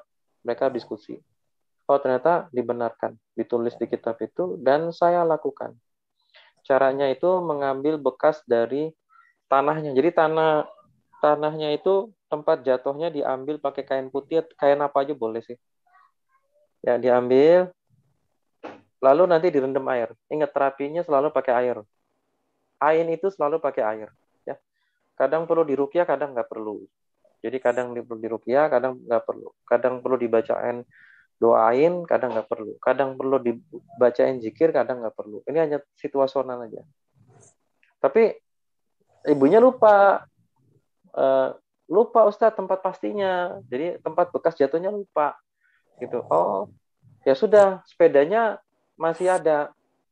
Masih ada, maksudnya sudah dibersihkan dari cuci atau belum? Belum, masih ada. Masih ada tanahnya kan di situ. Nah, maka diusap. Pakai kain, sepedanya diusap, yang masih ada tanahnya kan bekas jatuh. Setelah itu niat minta sama Allah mengambil bekas jin, ya, yang melemparkan hasad air di situ. Maka direndam air. Setelah direndam air, dibacakan doa zikir, dibacakan doa ain, ya. Lalu doa zikir yang saya maksud itu zikir pagi petang ya. Isinya nanti antum minta lewat WhatsApp aja ke saya, nanti saya kasih PDF-nya. Nah, setelah itu dimandikan, ya. Karena kan air mentah kan, tanah, nggak mungkin diminum kan. Maka dimandikan caranya. Dimandikan sehari, 2 hari, 3 hari. Alhamdulillah, panasnya turun. Nah, gitu. Jadi ainul jin itu agak kesulitannya adalah kita tidak bisa langsung tahu sebelum kita sampai tanya sampai detail. Jadi tanyanya harus detail tuh. Dan emang ini perlu perlu kejelian khusus. Antum harus banyak terus melakukan terapi. Melakukan tanya jawab. Semakin banyak kasus, semakin banyak. Kalau antum memang jiwanya seorang terapis, pasti antum bisa memahami. Karena seseorang yang memiliki, ada orang itu sebagai terapis, itu memang Allah berikan jalan gitu untuk memahami gitu ya. Ada yang tidak, ya jadi nggak bisa dipaksain. Memang Allah kasih kelebihan, dia bisa meruqyah, ada kelebihan orang bisa menterapi, ada yang tidak. Maka peruqyah itu nggak bisa semuanya jadi peruqyah, ya. Tapi semuanya bisa ruqyah mandiri, gitu. Bisa belajar. Tapi sampai memahami dengan detail, belum tentu semuanya bisa. Ya, nah, sampai di sini. Kalau antum nggak paham, nggak apa-apa, ya nggak apa-apa. Nanti insya Allah kan antum nggak ada kasus, gitu ya. Tapi penjelasannya seperti itu. Ain itu terlempar oleh jin, ya, dengan ciri-cirinya sama. Ciri-cirinya sama seperti tadi. Lalu cara ngobatinya sama. Hanya bekasnya itu diambil dari tempat jatuhnya, dari tempat dia berdiri sakit, gitu ya. Misalnya ada orang duduk di pohon, lalu sakit di bawah pohon, lalu sakit. Nah, tiba-tiba sakit gitu ya. Nah, ini juga perlu diketahui nih, karena kalau dia duduk di bawah pohon, apakah dia terkena gangguan jin atau dia terkena ain gitu kan? Ciri-cirinya itu yang harus dipahami. Ada ciri gangguan jin, ada ciri ain. Karena kalau kita duduk kan kita diharamkan atau tidak boleh duduk di antara gelap dan terang, di antara panas dan dingin. Jadi kalau mau neduh di bawah pohon, pas terik matahari itu langsung neduh, ketutup semua tubuh kita. Tapi kalau setengah tubuh kena sinar matahari, setengah kena pohon, antum pasti sakit. Itu tempat duduk setan. Ya, kata Rasulullah SAW, itu tempat duduk setan.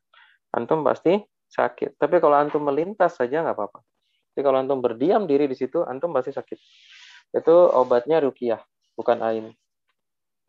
Baik, paham ya tentang terapi ainul jin. Ainul jin ini, sedikit lagi. Ainul jin ini bisa berkembang juga menjadi ainul sihir. Bergabungnya antara ain dengan sihir. Kok bisa? Bisa, jadi gini. Ini agak lebih dalam lagi nih jadi pembahasannya ya. Seseorang yang dia itu iri dengki, lalu dia punya ilmu khodam ya, punya ilmu kerjasama dengan jin gitu. Maka dia melakukan ritual-ritual untuk mencelakai antum. Maka ini ainnya disertai dengan sihir. Ya. Terkadang kalau orang punya khodam juga ketika dia tuannya itu melemparkan ain, si jinnya juga melemparkan ain. Nah, seperti itu. Baik. Selanjutnya ada lagi? Oke, ini ada yang sudah raise hand Ustadz. Oke, dari Mbak Hoirunisa Yurliana. Terima kasih. Assalamualaikum warahmatullahi wabarakatuh. Waalaikumsalam warahmatullahi wabarakatuh. Ustadz mohon bertanya. Tadi kan kata Ustadz kalau kita orang yang terkena ain, kemudian kita terapi, maksudnya dibacakan doa ain ya, kemudian ditambah dengan zikir pagi atau zikir petang misalnya, nanti akan muncul reaksi. Nah, reaksinya itu seperti apa, Ustaz? Baik, pertanyaan yang sangat bagus. Iya. Reaksi, ya. Bisa seketika sembuh. Jadi sembuh seketika itu bisa terjadi. Tadinya dia mengeluhkan sakit atau seperti ada gangguan kejiwaan atau seperti orang kesurupan. Lalu kita melihat ini dominannya ciri ain. Maka kita lakukan terapi ain. Ternyata ketika terapi ain dilakukan, dia reaksinya sembuh sehat gitu loh. Iya nih, enteng badan gitu, langsung gitu ya. Tiba-tiba ya, Ustaz. Tiba-tiba langsung seger, langsung sehat lagi gitu. Kayak nggak pernah sakit. Seperti sebagaimana kisahnya Sahal bin Hunayf. Sahal bin Hunayf itu ketika Rasulullah menyiramkan air, tidak didoain sama Rasulullah tuh. Ya, air bekas dari wudunya si Amr disiram langsung ke tubuhnya, tidak didoain apa-apa sama Rasulullah SAW. Maka si apa tadi Sahal ini langsung bangkit dan seperti tidak pernah sakit, artinya seger. Nah, ini juga bisa terjadi. Ya, ain itu segitu reaksinya, dia langsung sehat. Atau reaksinya muntah. Jadi ada reaksi yang detox gitu. Ada reaksinya langsung enak, ada reaksinya itu detox. Detox tuh begitu minum terus dibasuh ke muka sama tengkuk langsung kayak muntah. Atau sendawa, atau batuk. Nah, berarti ini sudah benar dia ada ain bereaksi. Ainnya mulai terdetoks. Biasanya ini ainnya ada banyak nih intensitasnya sehingga butuh waktu beberapa hari terapi ainnya dilanjutkan, ditambah dengan memperkuat amalan zikir pagi petang, tilawah, memperbaiki niat dalam beribadah, ya, memperdekat diri kepada Allah karena Allah yang menyembuhkan. Perlu dipahami ya, walaupun kita memahami ilmu, kita mengetahui cara-cara terapi ini, tetap sandarkan semua kesembuhan kepada Allah. Jangan menyandarkan kesembuhannya pada terapinya. Ini keliru, ya. Ingat nih ya. Sandarkan semua kesembuhan kepada Allah, tapi maksimalkan ikhtiar sesuai dengan ilmu yang kita pelajari, tidak berbenturan dengan syariat Islam. Nah, insya Allah sembuh tuh. Beberapa pasien saya gitu. Ada ain nih, terapi ainnya lanjutin. Gitu. Ya. Berapa hari itu Ustaz? Kira-kira Ustaz? Paling lama biasanya berapa hari? Ada yang sampai sebulan ada. Oh, lama juga ya. Sampai lama. Tapi ada yang Hafizo itu 2 minggu baru sehat, benar-benar sehat. 2 minggu. Ada yang sehari langsung sekali praktek sembuh ada. Ya. Tapi ada juga yang komplikasi ya. Jadi ada sama aja sih penyakit medis tuh. Dia kena ain, tapi kena gangguan jin juga. Terus kena juga penyakit depresi, kondisi psikis. Nah, ini kan PR-nya banyak nih. Kalau kondisi seperti ini, maka terapinya satu-satu. Harus dikerjakan semua gitu. Maksudnya, mana yang lebih dahulu? Ain aja dulu. Kalau udah kelihatan, oh ini ada ciri ain. Oh ini ada ciri gangguan jin. Oh ini ada depresi dia. Ketahuan dari kisah-kisahnya, ada tekanan batin, dari tekanan pikiran, ada emosional yang sering marah, segala macam. Ada depresi kan. Maka terapi ain dulu, nanti bereaksi. Lalu diruqyah, nanti bereaksi. Lalu lakukan terapi psikologis, terapi psikis. Kita nggak pelajari malam ini ya, nanti terapi psikis, terapi hati nanti. Karena panjang lagi nanti ceritanya. Nah ini dikerjakan terus sampai 7 hari biasanya. Setelah 7 hari kita lihat kita lihat perkembangan. Jadi kalau saya tuh kalau meruqyah, kalau pasiennya berkenan mau dibimbing, karena sifat saya itu membimbing. Karena dari awal saya selalu mengatakan, wallahi demi Allah, saya tidak bisa menyembuhkan Bapak Ibu. Yang menyembuhkan itu hanya Allah. Saya akan membimbing antum untuk menterapi diri antum sendiri. Saya akan bimbing bagaimana ruqyah mandiri, maka akan saya berikan pemahaman-pemahaman. Sehingga antum paham yang antum lakukan itu apa. Nah, itu. Makanya pasien saya kalau udah sering datang, makin pinter udah ngerti. Maka nanti waktu saat terkena penyakit lagi, udah ngerti. Oh, saya harus begini, saya harus begini. Oh, saya kena ain. Oh, kenapa? Ruqyah mandiri itu materinya kemarin. Materi kemarin. Maksudnya gini, Ustaz. Bukan kemarin, deh. Udah berapa bulan yang lalu ya? Iya, Ustaz. Khawatir jadi kesurupan gitu Ustaz ya. Nah, ruqyah mandiri itu jangan berpikirnya ruqyah mandiri antum lihat YouTube terus antum ruqyah mandiri, ya nggak boleh begitu. Memang harus ruqyah mandiri itu harus dibimbing. Harus dibimbing sama peruqyah juga. Jadi tetap harus dibimbing. Iya, harus ada bimbingan. Iya. Minimal kalau saya kan gini, misalnya ada pasien nih. Sekarang kan udah lagi ngetrennya COVID, jadi nggak bisa ketemu langsung kan ya, PPKM. Iya. Nah, caranya gimana ya kayak gini video call. Tapi kalau video call ini kan sifatnya kajian lewat Zoom. Kalau lewat Zoom kan kita nggak bisa mendiagnosa secara detail. Maka biasanya lebih baik video call via WA janjian. Nanti dari obrolan, karena kalau video call kan kita sifatnya lebih privacy. Nanti pertanyaan-pertanyaan saya itu privacy soalnya. Dan sifatnya tentang kondisi hati, hubungan dengan orang tua, hubungan dengan pasangan, hubungan dengan wah semua. Kan nggak enak kalau dibahas di ini kan umum kan, Zoom ini umum, didengar banyak orang kan nggak enak. Nah, dari privacy call ini, video call, nah dari situ nanti baru saya bimbing bagaimana terapi ruqyahnya. Jadi ketahuan, oh ini sampai di sini. Maka setelah itu lakukan sendiri nggak apa-apa. Nggak akan kesurupan dengan izin Allah, nggak. Amin, insya Allah. Baik Ustadz, nanti insya Allah saya mau coba ya Ustadz. Ya, ada rekamannya banyak, Ustadz.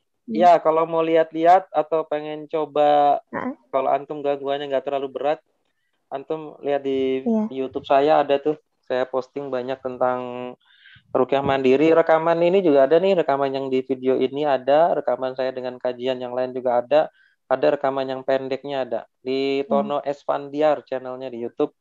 Video-videonya itu sengaja saya buat untuk orang yang ingin belajar. Yang ingin belajar ruqyah mandiri.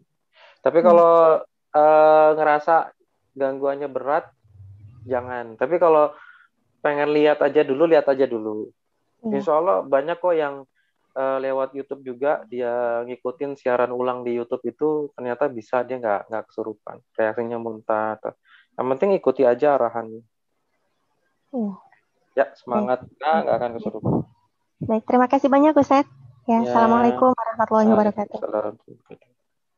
Sudah belum? Ada lagi? Oke, ini ada pertanyaan lagi Ustadz. Ini videonya nggak ada yang diaktifin ya? Yang diaktifin Mbak Ika doang, yang lain nggak ada ya? Saya nggak ngeliat wajahnya di ini. Ya, apa Ustadz? Ada tadi hilang sinyal, jadi kameranya dimatiin. Tadi sempat kulit sebentar. Ada yang mau bertanya? Ini ada yang raise hand siapa nih? Khairunisa ya?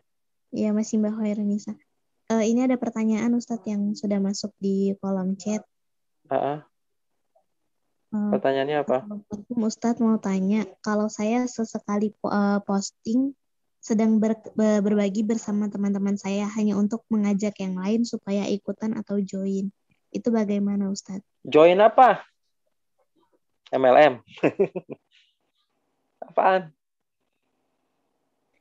Mungkin ini penanyanya mungkin punya kayak komunitas untuk berbagi gitu Ustadz. Jadi untuk menarik teman-temannya yang lain supaya sedekah ya. Maksudnya ya nggak apa-apa.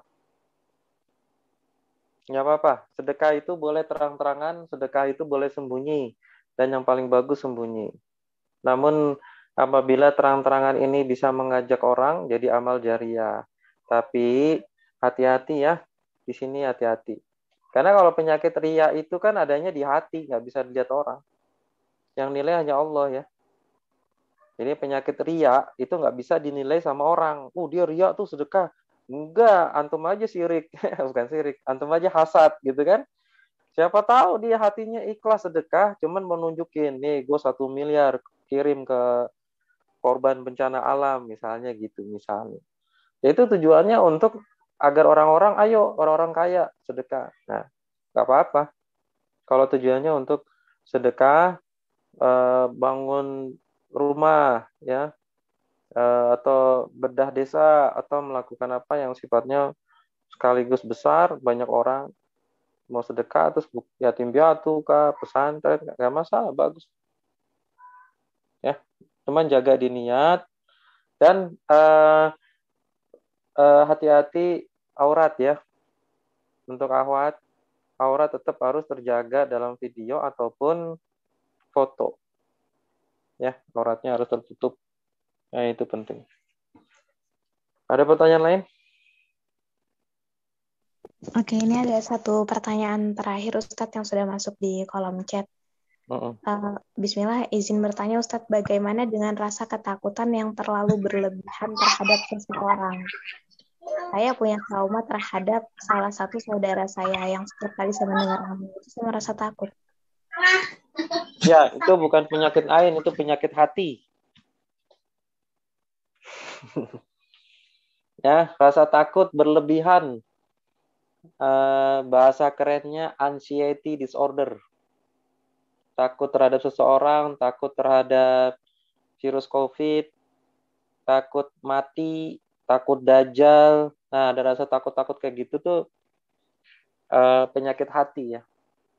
Bukan penyakit ain, itu penyakit hati. Nah, terapinya diterima masalahnya. Biasanya kalau terkait sama orang itu, masalahnya adalah biasanya ada masalah buruk yang terjadi. Ada masalah buruk terjadi, mungkin pernah dibully ya, atau pernah dizolimin gitu, sehingga menyebabkan antum sakit hati. Sehingga kalau sakit hati, sehingga timbulnya tuh ada rasa gimana gitu sama orang tersebut gitu ya. Jangankan lihat orangnya, lihat sendalnya aja, antum tahu sendalnya dia, antum udah mulai sakit perut, merinding gitu ya. Baru ngeliat sendalnya, baru ngeliat orangnya. Nah, ini kan gak enak hidup kayak gini, gak nyaman. Maka caranya terima masalah yang sudah terjadi. Pegang dadanya, terima ya Allah, hamba ikhlas, menerima semua yang telah terjadi di masa lalu. Hamba maafkan orang tersebut, hamba maafkan saudara hamba itu ya Allah. Tujuannya memaafkan agar hamba bisa semakin dekat kepadamu. Hamba memaafkan supaya hamba menjadi lebih tenang. Lalu pasrahkan. Ya Allah, hamba pasrahkan kedamaian hati hamba, ketenangan jiwa hamba hanya kepadamu. Nah, berdoa. Zikir pagi dan petang ini makanya penting ya, mbak-mbak, bapak ibu yang dirahmati Allah. Jangan lalai dari zikir pagi petang. Karena isinya itu luar biasa. Berlindung dari segala macam keburukan, dari gangguan jin, dari penyakit ain. Maka kerjakanlah zikir pagi petang, pahami apa yang dibaca. Ya, ini terapi hati ini ada banyak. Maksudnya penjelasannya panjang. Nggak mungkin dijelasin di sesi ini, karena ini sesinya kan penyakit ain. Kalau antum mau lihat di video saya di YouTube ada, saya kasih judul depresi. Itu ada 6 video. Satu video durasinya 30 menit. Silakan tonton di YouTube saya, channelnya Tono Esfandiar. Nanti ada depresi, ada depresi 1, depresi 2, depresi. Nah, kayak gitu. Tonton aja semuanya, nanti situ dijelaskan pemahaman tentang penyakit hati dan bagaimana terapinya. Baik, ada pertanyaan lagi yang lain, Bapak Ibu? Yang dirahmati Allah. Izin untuk tanya. Silakan. Terkait dengan yang tadi terapi ain, apakah ada yang maksudnya tidak sembuh secara total gitu? Apa dia masih tertinggal? Ada yang kasus seperti itu nggak, Ustaz? Ada, saya datang orangnya udah mati ya. Innalillahi wa inna ilaihi raji'un. Saya diundang di rumah sakit. Jadi teman saya ngundang saya. Terus saya sampai di situ, baru aja meninggal dia. Kejadiannya gitu. Lalu kan karena saya udah datang, teman saya juga baru datang yang ngundang saya, temannya lagi sakit di situ.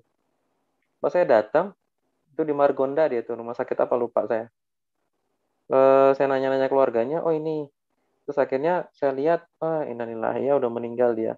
Terus akhirnya saya tanya-tanya, awalnya sakitnya kenapa, gini segala macam. Oh ternyata cirinya ain semua itu. Cirinya ain semua. Wah subhanallah, ini telat ini. Kalau ini dilakukan terapi ain, ya akan cepat sembuh gitu. Jadi ya udah takdir ya, udah takdirnya dia akhirnya nggak sembuh, udah takdirnya untuk meninggal. Dan apakah ada yang nggak sembuh? Sepanjang saya meruqyah, kalau kita melakukan diagnosa dan pasiennya mau berkenan untuk bersabar dalam prosesnya, dibimbing, insya Allah sembuh. Tapi kalau misalnya pasiennya nggak mau sabar. Kan kebanyakan orang kan pengennya instan ya, sehat. Maunya sakit nih, udah langsung aja sembuh gitu. Nah, ini yang solitannya di situ. Karena terkadang orang itu sakit tidak hanya ain, ada penyakit ain, tapi ternyata komplikasi. Ada penyakit hatinya, ada gangguan jinnya. Nah, ini kalau udah kayak begini kan terapinya kan butuh waktu gitu. Ada juga yang ketika di terapi pertemuan pertama datang ke rumah atau via video call nih, sudah saya jelaskan butuh informasi. Ternyata tidak detail.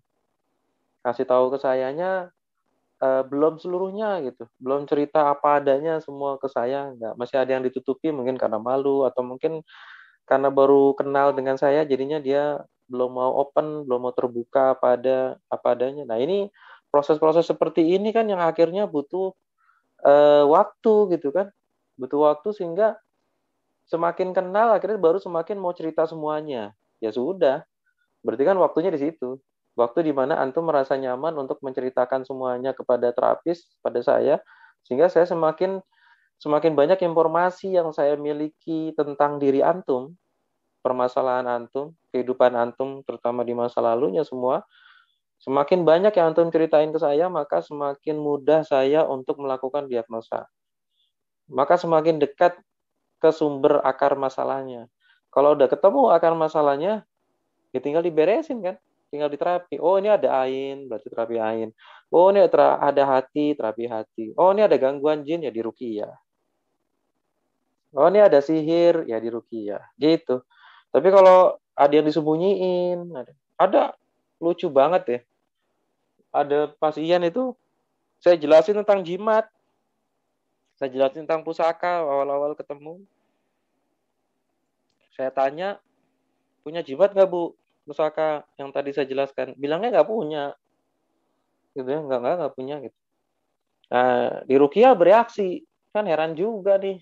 Reaksi, muntah, hampir kesurupan.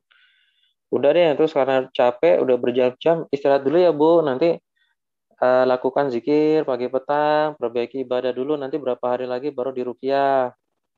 Setelah berapa hari kemudian ketemu, ternyata dia baru ngasih. Ada sekarung itu jimatnya. Gimana coba? Udah berapa hari kemudian baru ngaku. Ini jimat bukan Ustadz. Keris, ini semua. Ya itu yang kemarin saya jelasin itu nggak boleh. Itu yang ditempel-tempel di kamar, yang ditempel-tempel di atas pintu. Ya itu jimat yang saya bilang nggak boleh, itu haram. Kenapa ibu baru ngomong sekarang? Kan dari awal udah dijelasin. Nah gitu kadang.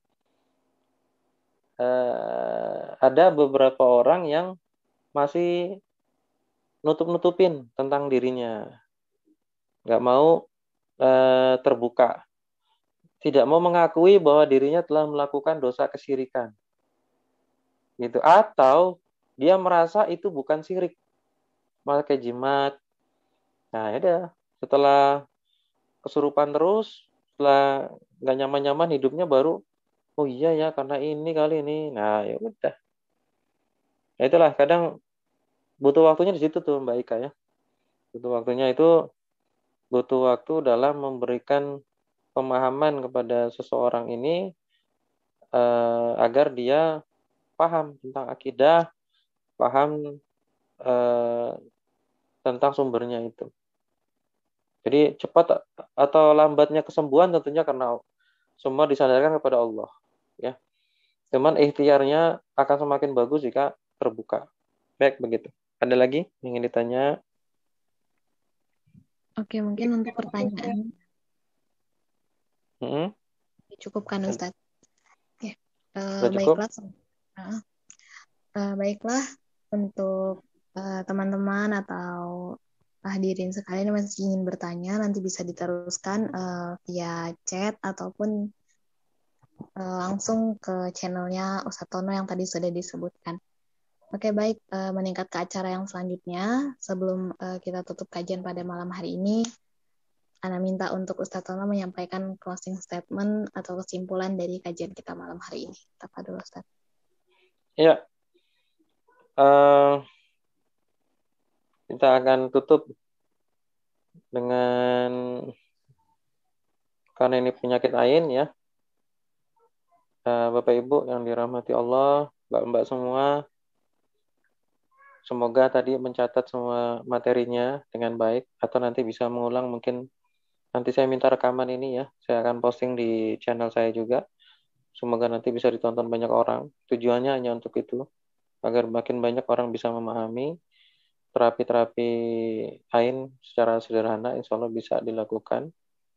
Pahami dengan benar, dan kalau antum ternyata memang orang tersebut, yaitu yang suka posting-posting di medsos, foto antum, foto keluarga antum, kehidupan antum, maka mulai hari ini berhenti. Ya, jangan ya, Bapak Ibu jangan. Karena antum akan mengalami sakit, terlempar sakit penyakit ain, atau antum terkena penyakit hati, kejiwaan. Dampaknya sangat luar biasa bagi kehidupan antum. Ya. Kalau antum punya rasa bahagia, bersyukur kepada Allah, bersyukur kepada Allah, antum berbagi kebahagiaan antum, bukan untuk dipamerkan. Kebahagiaan antum, kebahagiaan keluarga antum pamerkan di medsos, itu menimbulkan hasad buat orang lain, gitu ya. Terus mengenai COVID, antum jangan berdebat dengan orang yang memang pemahamannya itu udah seperti itu. Karena perdebatannya itu juga menimbulkan hasad yang tidak baik. Saya sarankan kita semua banyak beristighfar kepada Allah, ya, beristighfar kepada Allah, minta ampun, dan istighfarkanlah Indonesia ini, berdoa agar negara kita terbebas dari kesyirikan, terbebas dari penyakit, dari wabah COVID-19 ini, sehingga aktivitas bisa normal semuanya. Agar Allah lembutkan hati para pemimpin kita, dilembutkan semua orang-orang, semua muslimin yang ada di Indonesia, agar lembut hatinya, terbuka hati dan pikirannya, sehingga tidak termakan dengan berita-berita atau propaganda yang akhirnya malah bukan memberikan solusi, tapi memperkeruh masalah, gitu ya. Nah, jaga protokol kesehatan, kelola hati, jangan terlalu takut terbesar hanya kepada Allah, dan sehebat apapun kita prokes, protokol kesehatan, kalau Allah mentakdirkan sakit, ya sakit, maka banyak berdoa, semoga Allah melindungi kita dan keluarga kita, dan ikhtiar, memaksimalkan tawakal tentu harus dilakukan. Baik, itu saja closing statement saya. Semoga Allah melindungi kita semua dari semua jenis penyakit. Salah satunya penyakit ain, hasad, dan penyakit medis, penyakit gangguan jin, sihir, dan lainnya. Allah semoga melindungi kita semua, mencurahkan cahaya hidayahnya kepada kita semua. Dan mungkin kali ini kita hanya bisa berjumpa di Zoom ini. Mari kita berdoa dan sama-sama mendoakan semua. Semoga suatu saat nanti kita reuni akbar di surganya Allah, di firdausnya Allah. Kita berjumpa dengan Rasulullah Shallallahu Alaihi Wasallam, dan kelak kita bisa memandang wajahnya Allah di surganya. Amin, amin ya Rabb. Baik, saya tutup kajian saya. Subhanakallahumma bihamdika asyhadu an la ilaha illa anta astaghfiruka wa atubu ilaik. Assalamualaikum warahmatullahi wabarakatuh. Saya pamit ya. Waalaikumsalam warahmatullahi wabarakatuh. Ya, Pak Ustadz. Warahmatullahi wabarakatuh. Ini belum ditutup sama adminnya ya, maaf ya. Sudah saya tutup lagi. Iya, maaf. Oke, baiklah, sobat KICS semuanya. Mari sampailah kita di acara terakhir, yaitu kita tutup acara kajian pada ini dengan melakukan Alhamdulillah. Ya Rabbil. Saya sebagai acara mohon maaf segala kekurangan dan kesalahan. Semua kekurangan dan kesalahan datangnya dari saya, dan kesempurnaan hanya milik Allah Subhanahu wa Ta'ala. Saya akhiri. Wassalamualaikum warahmatullahi wabarakatuh. Waalaikumsalam warahmatullahi wabarakatuh.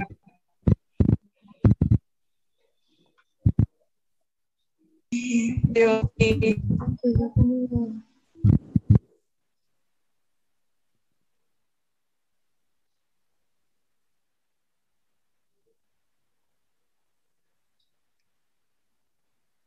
Ini gimana?